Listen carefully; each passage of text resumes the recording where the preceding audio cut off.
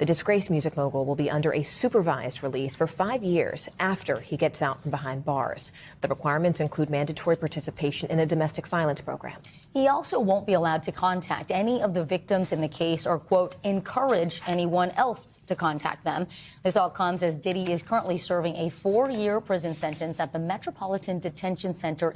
Par for the course, pretty standard? Yeah, so look, a lot of these conditions sound pretty harsh, but they're pretty standard. Things, as you mentioned, like no contact with victims, also no contact with other criminals, no access to firearms, also unsupervised, or visits, drop-in visits from probation officers at any time, mandatory employment. So many of these are standard. But what I do think is notable is the addition of required treatment programs. And it's not just one, right? It is domestic violence, but also drug abuse and also mental health.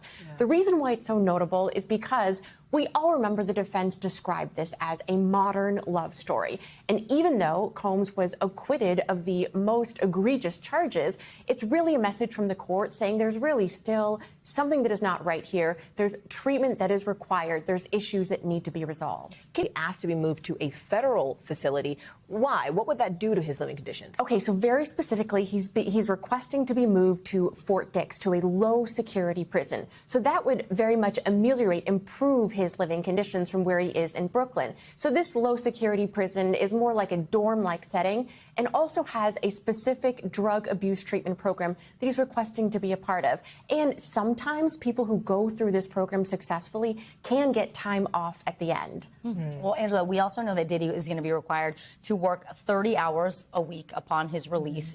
Do we know if that's like he can just do whatever he wants? He's the owner, obviously, of a company, CEO.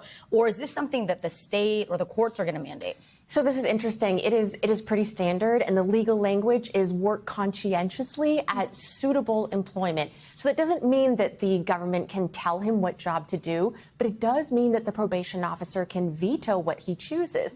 And the real point here is access and rehabilitation and not a lot of free time, requiring structure. So given that his employment is generally self-employment and a lot of free time, it's not clear here how the probation officer will respond to that, what sort of restrictions they will put. But yeah, the probation officer can say, this is not okay. Too much free time on your hands. Angela, how often are these transfer requests approved? So it's certainly case by case. It's not something that happens all the time, and the court would look at a lot of things, like, for example, what sort of risk does he pose? What sort of risk exists at that center? And really the goal here is whether or not he will be rehabilitated enough in a low security setting or if something more higher security is required. When are we expecting that decision? Do we know? It should be pretty soon, given the request was just given. Okay. All right. Angela Senadella.